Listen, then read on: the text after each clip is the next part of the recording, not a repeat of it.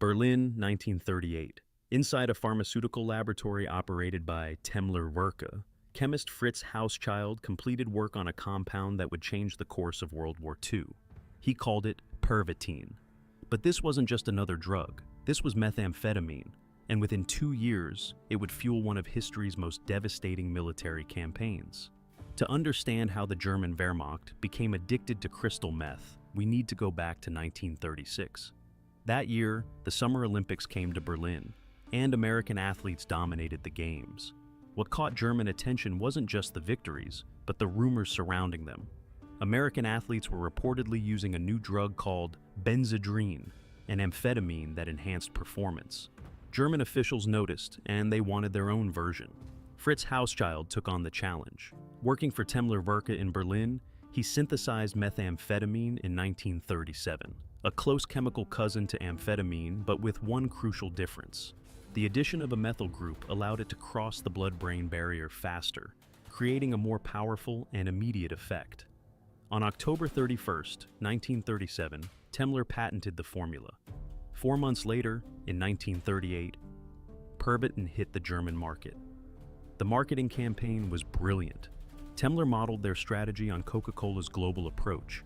They sent free samples of 3 milligram tablets to doctors across Germany.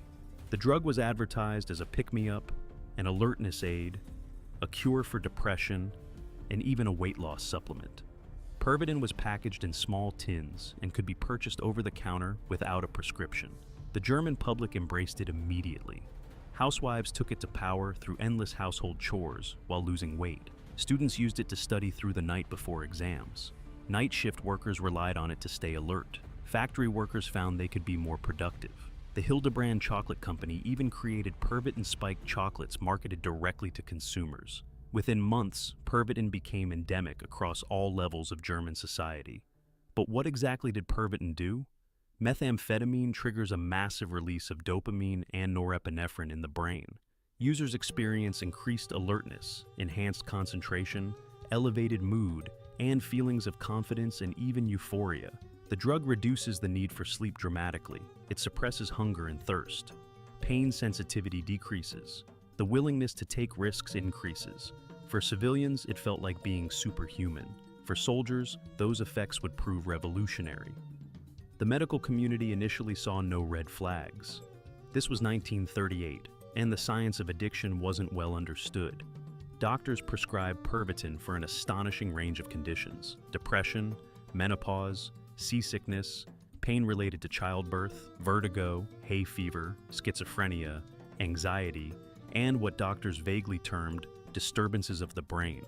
Many physicians became users themselves after receiving those free samples, convinced of its effectiveness through personal experience. They prescribed it liberally to their patients. The Nazi government officially preached abstinence and drug prohibition. When they came to power in 1933, they had imposed strict anti-drug laws, treating drug users as criminals. Cocaine and morphine, which they associated with the Jewish population, and Weimar-era decadence were banned. Hitler himself was portrayed as a pure vegetarian teetotaler who didn't even drink coffee. The propaganda machine presented the Führer as a clean-living savior who would restore German health and glory. But Pervitin was different. It wasn't classified as a drug in the traditional sense. It was medicine. It was German-made, produced by a German company with German chemicals. It didn't make you weak or stupefied like opiates. It made you stronger, more alert, more capable. In Nazi ideology, this distinction mattered enormously. Weak people took drugs like opium to escape reality.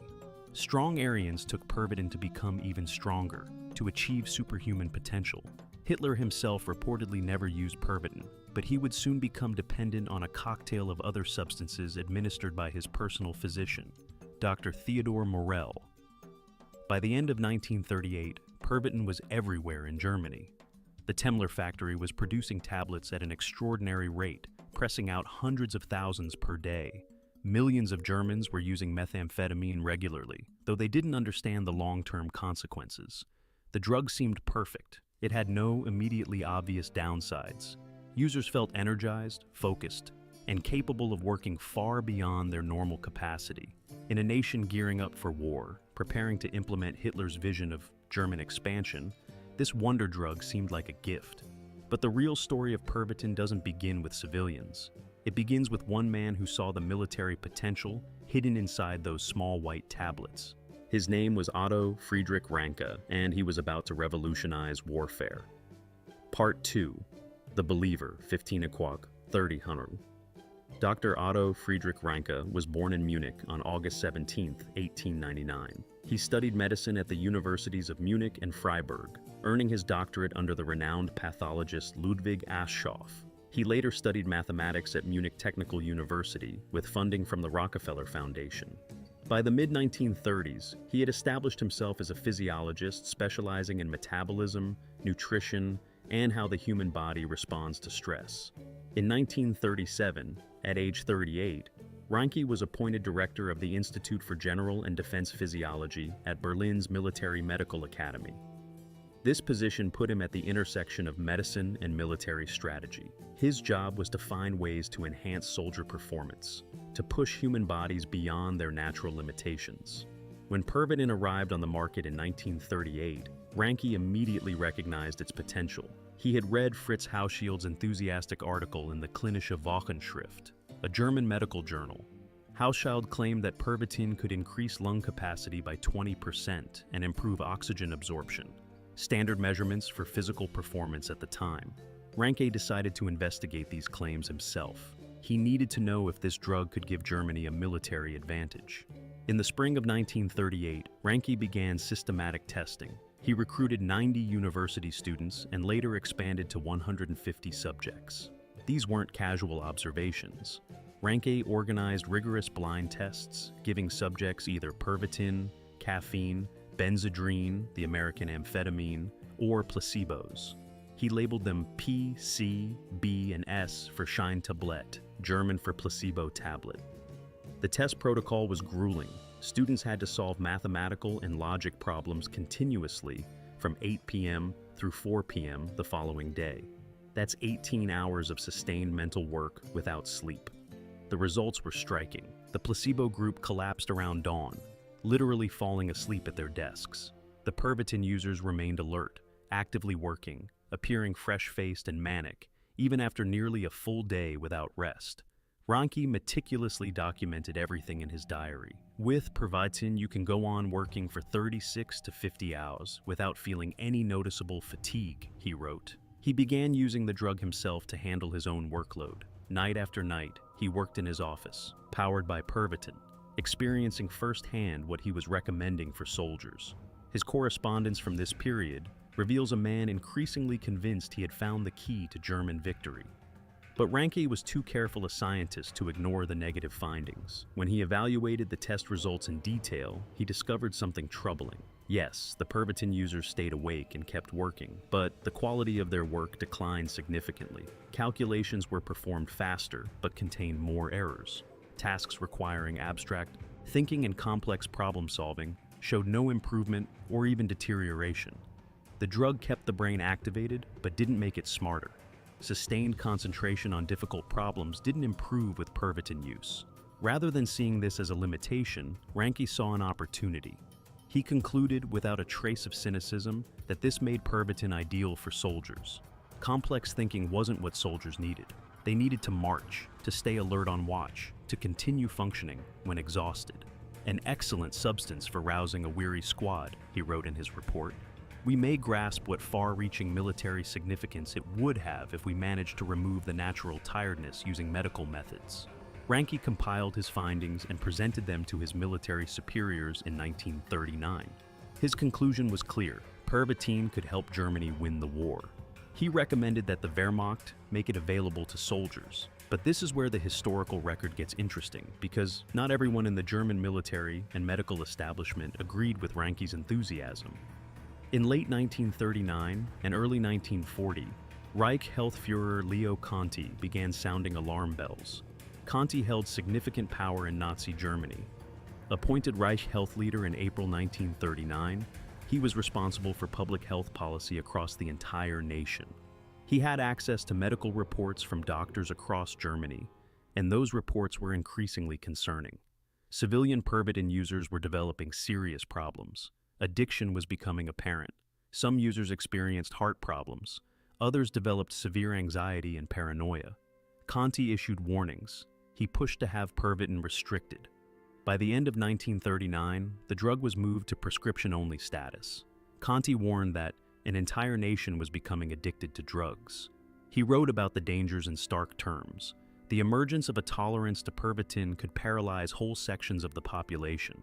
Anyone who seeks to eliminate fatigue with Pervitin can be quite sure that it will lead to a creeping depletion of physical and psychological performance reserves, and finally, to a complete breakdown. The medical establishment was divided. Some doctors supported Conti's concerns.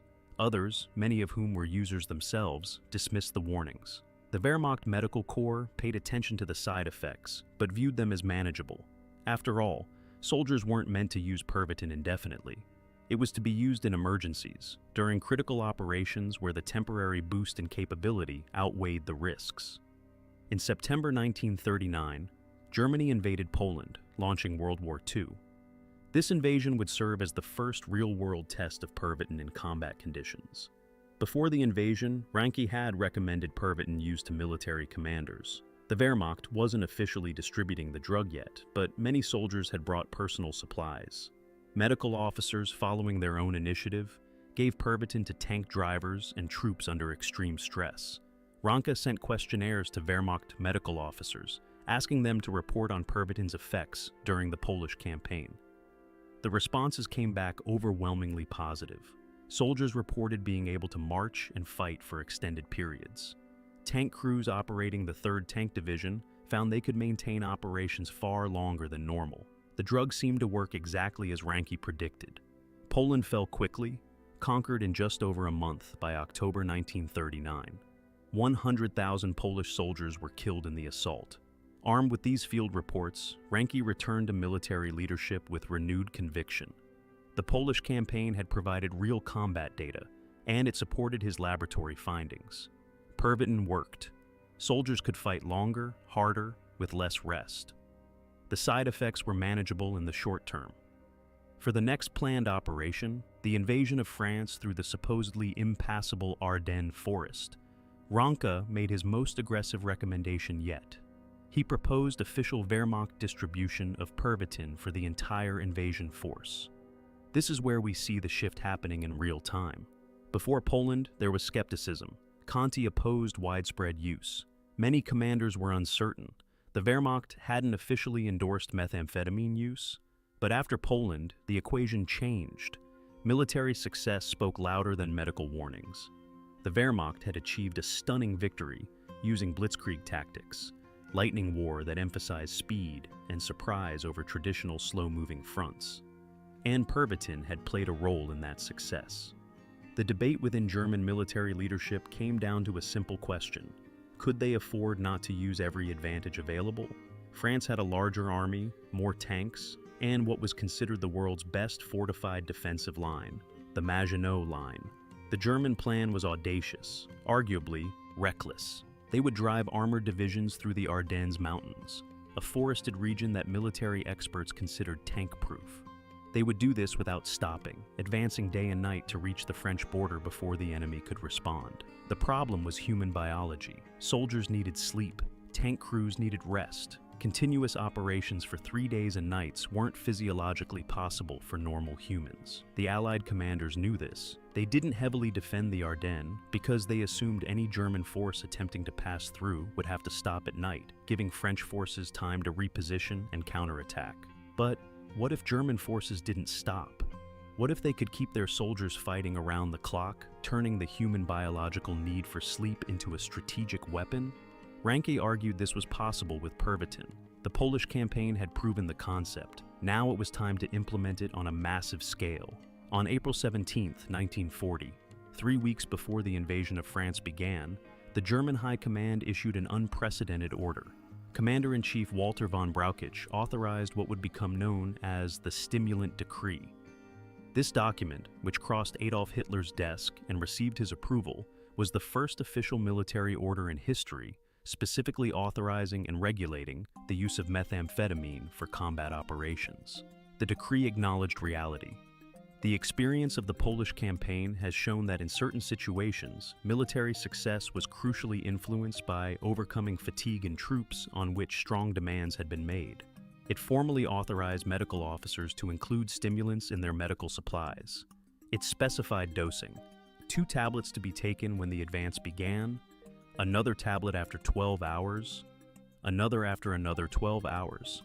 Each tablet contained 3 milligrams of methamphetamine. The effects of each dose lasted approximately 11-12 hours. Between April and July 1940, in preparation for the invasion of France, Temler-Werke went into overdrive. The factory produced up to 833,000 tablets per day. More than 35 million tablets of Pervitin and Isofon, a slightly modified version produced by another company, were distributed to 3 million Wehrmacht soldiers in just 10 to 12 weeks. That's approximately 11 to 12 tablets per soldier, enough for multiple days of continuous operations. The drugs were shipped to Wehrmacht medical divisions under the code name OBM to maintain some level of secrecy.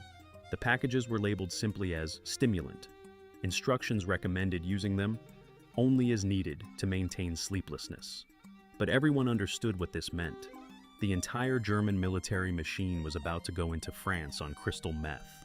Medical officers across the Wehrmacht received their supplies. Tank commanders prepared their crews. Infantry units distributed tablets. The stage was set for the most pharmacologically enhanced military invasion in modern history. On the night of May 10, 1940, more than 40,000 German military vehicles assembled near the Luxembourg border, and then, in the darkness, fueled by 35 million methamphetamine tablets, the Wehrmacht launched into France. Part 3. The Blitzkrieg on Speed, a 30-45 on May 10, 1940. The German invasion of France, Belgium, and the Netherlands began at dawn. The world was about to witness a new kind of warfare, one where chemical enhancement played a role just as critical as tanks, aircraft, and radio communications. This wasn't just Blitzkrieg. This was Blitzkrieg on methamphetamine. The German strategy relied on speed and continuous pressure. Panzer divisions under commanders like Heinz Guderian and Erwin Rommel would punch through the Ardennes, then race to the English Channel, cutting off Allied forces in Belgium and northern France.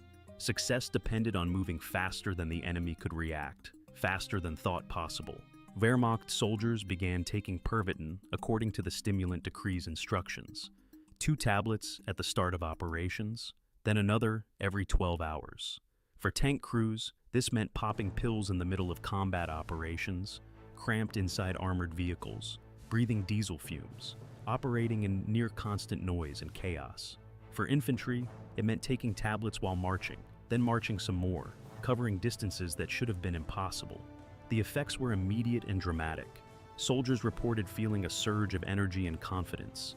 Fear diminished, hunger disappeared, the need for sleep evaporated. Men who should have been collapsing from exhaustion found themselves alert, even euphoric. Some soldiers reported feeling invincible. One German commander wrote in his field reports, "Everyone fresh and cheerful, excellent discipline." This was after multiple days of continuous operations. The same commander's assessment later changed. After taking 4 tablets, double the vision and seeing colors. But in those critical first days, the drug worked exactly as intended. The numbers tell the story. Wehrmacht forces advanced an average of 22 miles per day through difficult terrain while carrying 60 pounds of equipment. They marched and fought for 10 consecutive days without proper rest. Some units covered up to 36 miles in a single day. The panzer divisions moved so fast that their infantry support couldn't keep up. Tank commanders radioed back for more Pervitin to keep their crews operational. Rommel's 7th Panzer Division earned the nickname Ghost Division because it moved so quickly that even German high command lost track of its position. Rommel himself was reportedly a heavy Pervitin user during this period. He would later write about the exhilaration of those days, the sense of unstoppable momentum. On May 13th, just 3 days after the invasion began, German forces reached Sedan on the French border, exactly as planned. The French and British armies were still positioned in northern Belgium, exactly where they expected to meet the German advance. They had been outmaneuvered, and more importantly, they had been outpaced. The Germans had achieved what military experts said was impossible: a rapid armored thrust through terrain considered impassable for tanks, conducted without stopping for rest. The Allied defenders were caught completely off guard. Belgian troops facing the Wehrmacht advanced reported enemy soldiers showing no fear whatsoever. German infantry charged across open fields where normal soldiers would have sought cover. This wasn't courage, it was chemistry. The inhibitions that keep soldiers cautious under fire were chemically suppressed. The Wehrmacht troops weren't superhuman, they were high on methamphetamine. By May 20th, German forces had reached the English Channel, cutting off the British Expeditionary Force and French First Army in a pocket around the Belgian port of Dunkirk. In just 10 days, the Wehrmacht had achieved a level of success that astonished the world. France, considered to have the most powerful army in Europe, was on the verge of collapse. The evacuation at Dunkirk from May 26th to June 4th became one of the most dramatic episodes of the war. Over 30,000 Allied troops escaped across the Channel in a desperate flotilla of military and civilian vessels. But the strategic situation was already hopeless. On June 14th, German forces entered Paris unopposed. On June 20th, France formally surrendered. The campaign that military analysts predicted would last years had taken 6 weeks. This is the moment that changed everything regarding Pervitin. The stunning success of the French campaign vindicated Otto Ranke's vision. Here was proof on the grandest possible scale. The Wehrmacht had achieved what seemed impossible, and methamphetamine had been part of the formula. Medical historians like Peter Steinkamp would later write, Blitzkrieg was guided by methamphetamine, if not to say that Blitzkrieg was founded on methamphetamine. Author Norman Ohler, in his book Blitzkrieg, interviewed historians and military experts about the France campaign. His conclusion was stark. No drugs, no invasion. When Hitler heard about the plan to invade through Ardennes, he loved it. But the high command said it's not possible. At night we have to rest, and they will retreat, and we will be stuck in the mountains. But then the stimulant decree was released, and that enabled them to stay awake for 3 days and 3 nights. Rommel and all those tank commanders were high, and without the tanks, they certainly wouldn't have won. It's important to be careful here about causation. Pervitin didn't win the Battle of France by itself. German tactical innovation, better use of combined arms, superior radio communications, and Allied strategic mistakes all played major roles. Recent historical research, including tests where modern historians attempted to recreate the Wehrmacht's march, covering 22 miles per day with 60-pound packs, concluded that it was physically achievable without drugs, though extremely difficult. But the historical record is clear that Pervitin was used extensively, that commanders believed it gave them an advantage, and that the drug allowed operations at a tempo that would not have been possible with normally rested troops. Whether the invasion would have failed without Pervitin is unknowable. What is known is that after France, the debate was over. Pervitin worked. Results spoke louder than medical warnings. The Wehrmacht had its super soldiers, not individually enhanced warriors with superhuman abilities, but an entire army chemically boosted to operate beyond normal human endurance. And if there was any lingering resistance to methamphetamine use in the military, the conquest of France silenced it. The irony is that Leo Conti's warnings proved correct almost immediately. As the Wehrmacht celebrated victory, the side effects were already becoming apparent. Letters from the front tell the human story behind the statistics. Heinrich Boll, who would later win the Nobel Prize for Literature, was a 22-year-old soldier with the Wehrmacht in 1939 and 1940. His letters home to his family in Cologne provide a first-hand account of Pervitin dependency. On November 9, 1939, from occupied Poland, "It's tough out here, and I hope you'll understand if I'm only able to write to you once every 2 to 4 days soon. Today I'm writing you mainly to ask for some Pervitin.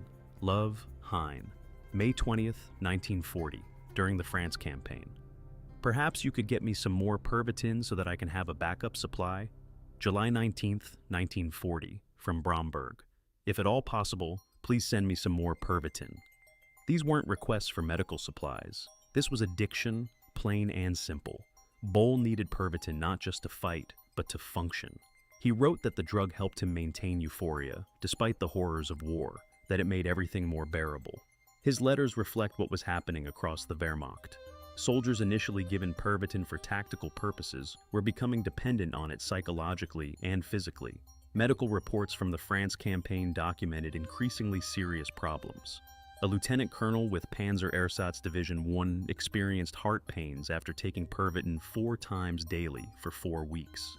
The commander of the 12th Tank Division rushed to a military hospital after suffering a heart attack 1 hour after taking a single pill. Several officers had heart attacks while off duty after Pervitin use. Some soldiers exhibited extreme aggressive behavior, turning violent against their own officers. Others became paranoid, seeing enemies everywhere. The longer soldiers used Pervitin, the more they needed to achieve the same effect. Tolerance developed rapidly. What started as 1 or 2 tablets became 4 or 5. Some soldiers were taking upwards of 100 milligrams per day. For context, modern crystal meth users typically consume 250 to 800 milligrams daily, so even Wehrmacht soldiers weren't reaching the extreme doses of modern recreational users, but they were still experiencing serious side effects. After several days without sleep, soldiers began hallucinating.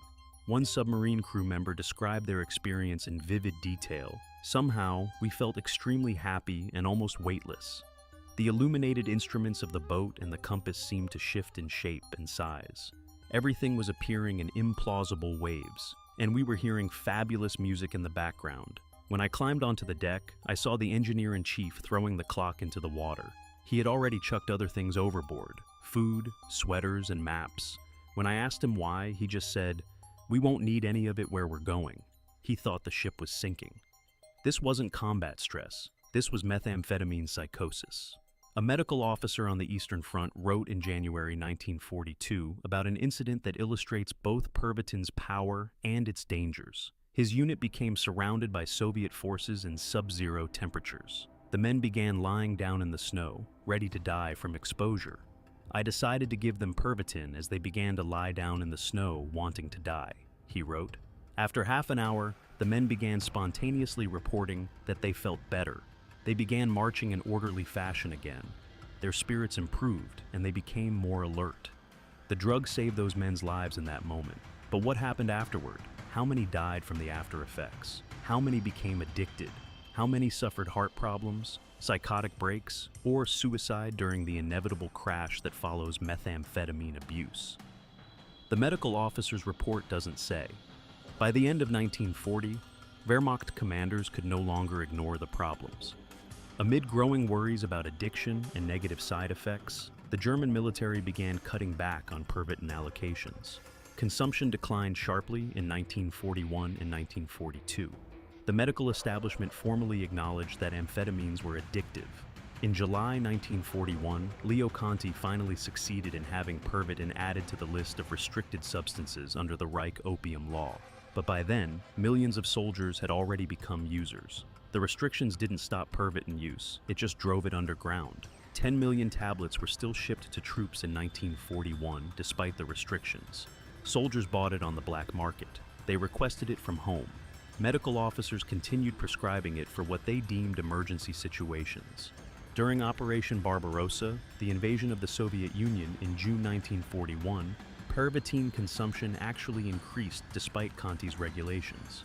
A Wehrmacht medical memorandum from this period stated, "Every medical officer must be aware that Pervitin is a highly differentiated and powerful stimulant, a tool that enables him, at any time, to actively and effectively help certain individuals within his range of influence achieve above-average performance."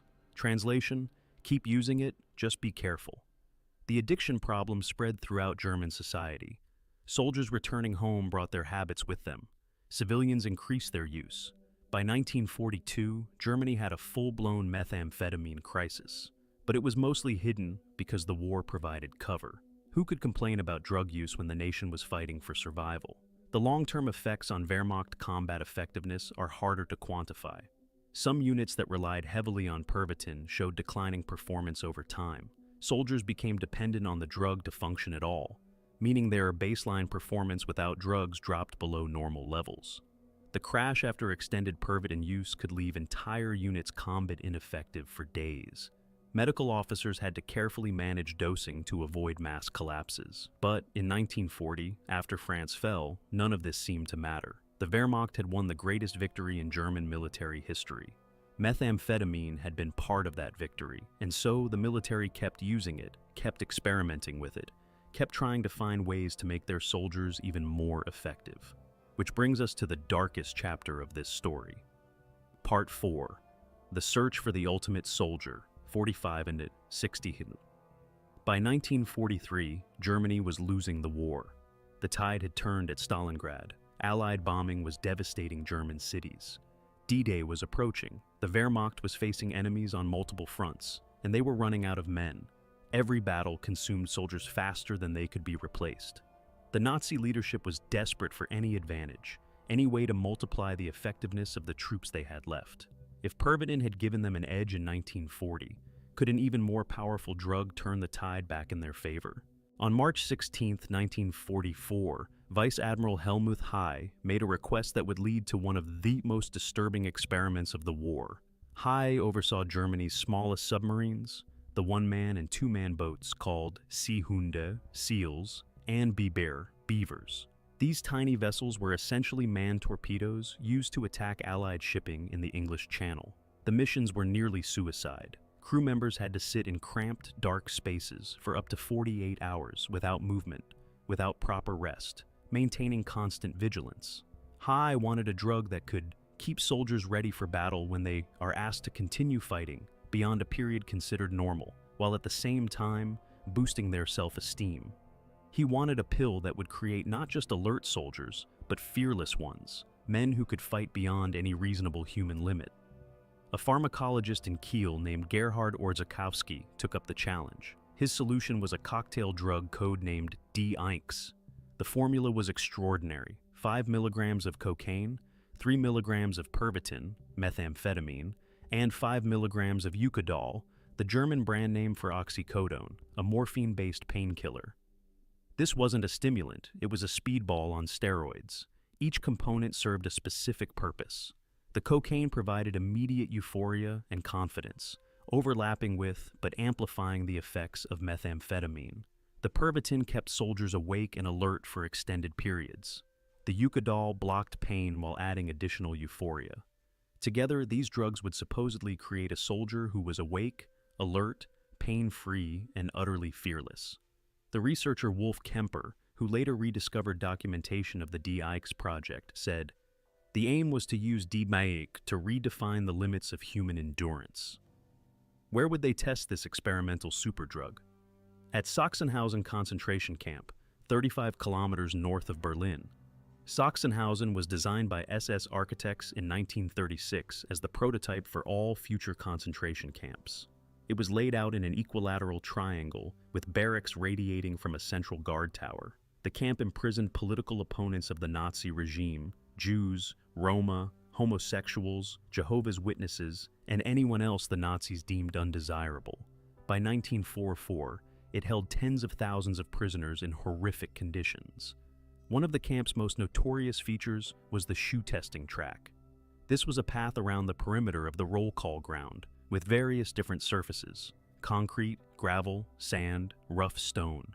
Prisoners were forced to march on this track for days on end, carrying heavy packs, testing different sole materials for German military boots. Many died from exhaustion. In November 1944, this testing track would be used for something far more sinister. 18 concentration camp prisoners were selected for the D-Inx experiment. They were given the drug cocktail and then forced to march around the track carrying backpacks weighing 20 kilograms, about 44 pounds. The guards ordered them to march continuously, day and night, without stopping. The goal was to see how long the drugged prisoners could continue before total collapse. We know about this experiment primarily from one eyewitness, Odd Nansen, son of the famous Norwegian polar explorer Fridtjof Nansen. Odd had been imprisoned at Sachsenhausen and kept a secret diary. He witnessed the D-Inx testing and wrote about what he saw. In the beginning, the prisoners seemed fine, even cheerful. Nansen wrote that they sang songs and whistled tunes as they marched. The drugs were clearly working, keeping them energized and suppressing pain and hunger. This is what the Nazi pharmacologists wanted to see. If these prisoners could march indefinitely under these conditions, so could soldiers in the field. But after approximately 24 hours of continuous marching, the singing stopped. the prisoners began to stumble. Some started hallucinating, seeing things that weren't there. The euphoria had worn off, replaced by confusion and terror. Nansen described them beginning to fall, one by one, their bodies simply giving out. Some collapsed into unconsciousness. Others seemed to lose touch with reality entirely, babbling incoherently. The medical reports from the tests, later discovered by researchers, noted that some participants managed to march for over 55 miles, nearly 90 kilometers, carrying the heavy packs without proper rest. This was extraordinary endurance, proof that DIX could indeed redefine human limits. But the cost was devastating. By the time most prisoners collapsed, they had suffered extreme physical and psychological damage. Many died either during the test or shortly afterward. The test results were considered impressive enough by Nazi command to order D-Hikes into mass production. The plan was to distribute it to the entire Wehrmacht, Luftwaffe, and Kriegsmarine. It would be the ultimate performance enhancer, turning ordinary soldiers into nearly unstoppable warriors. German doctors were enthusiastic about the results.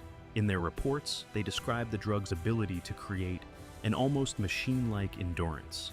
But mass production never happened. By the time DIM testing was complete in late 1904, Germany was collapsing. The Allies were advancing from the west, and the Soviets from the east. The industrial capacity to produce 100 million doses of D-Ink didn't exist. Chemical supplies were running low. The end of the war came before D-Inks could be widely distributed, though it did see limited use among the crews of the Seehundi and Biber submarines, the men for whom it was originally designed. After the war, Allied investigators found documentation of the D-Inks program. The formula was recorded. The testing data was preserved. What they discovered shocked even experienced military investigators. The Nazis had been so desperate to win that they had turned concentration camp prisoners into guinea pigs for a super soldier drug that could have killed millions of their own troops through addiction, heart failure, and psychosis. The story doesn't end in 1945. Pervitin and similar drugs had a long afterlife. In East Germany, the communist government stockpiled Pervitin in military supplies throughout the Cold War, prepared to use it if conflict broke out. West Germany did the same. The drug remained legal and available by prescription in both Germanys until it was finally banned in the 1970s in East Germany and 1988 in West Germany. Doctors continued prescribing methamphetamine as an appetite suppressant and antidepressant well into the 1980s.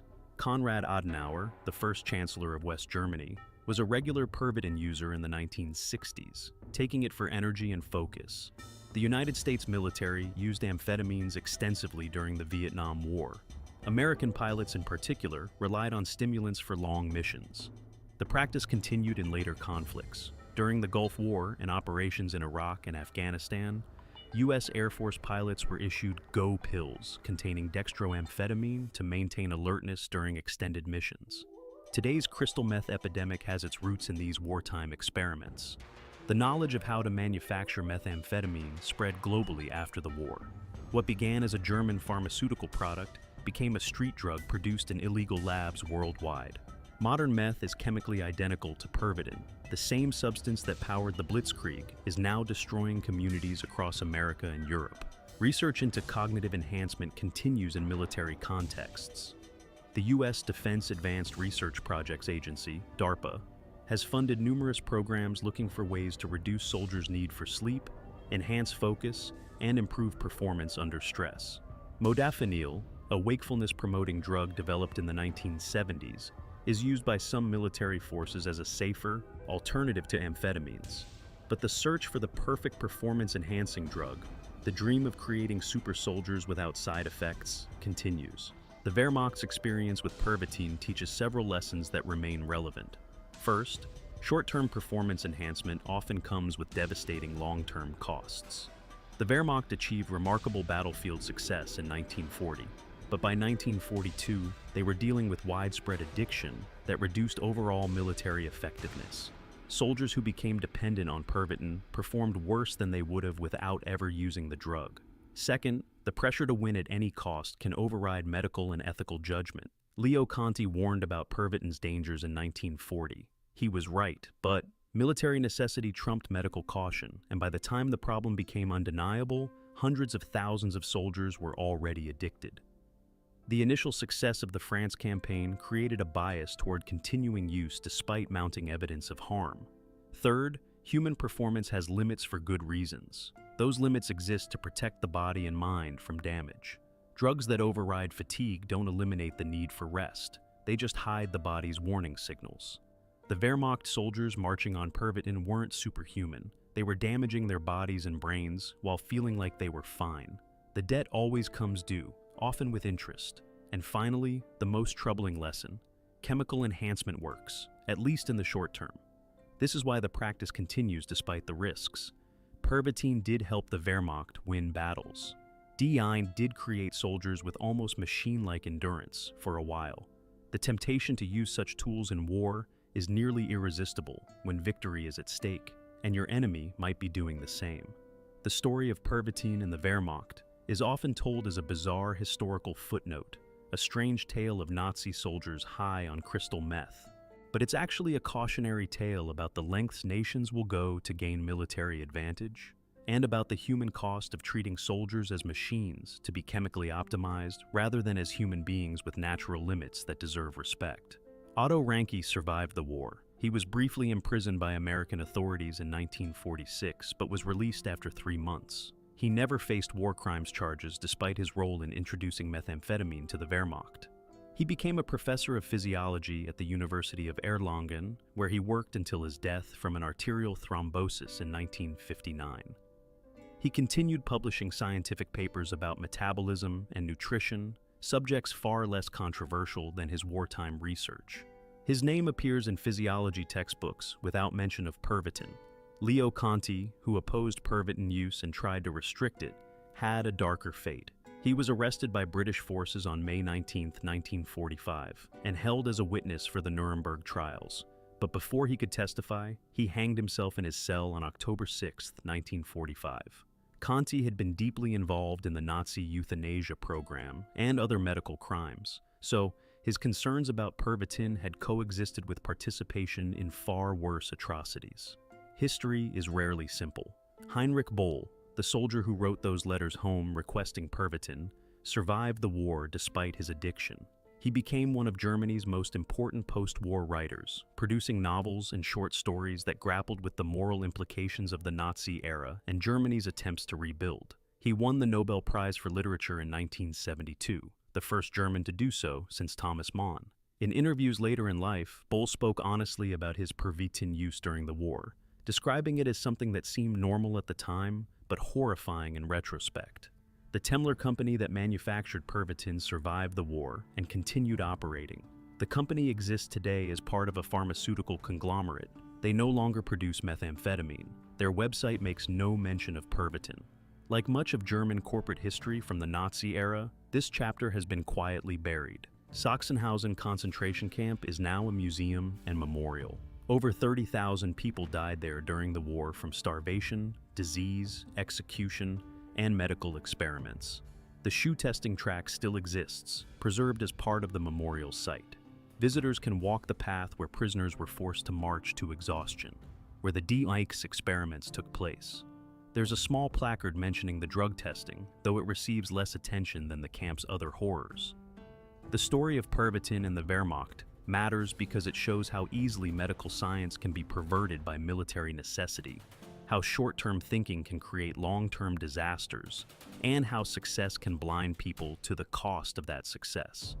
The Wehrmacht won battles with methamphetamine, but they created an army of addicts who were less effective soldiers by 1942 than they would have been if they'd never used the drug. In the 35 million tablets distributed before the invasion of France in 1940, in the stimulant decree that authorized chemical enhancement of soldiers, in the D9 experiments at Sachsenhausen, in the letters from Heinrich Boll begging for more Pervitin, we see a pattern that continues today. The dream of the perfect soldier, enhanced beyond natural human capabilities, unlimited by the normal need for food, sleep, or fear. That dream is a nightmare.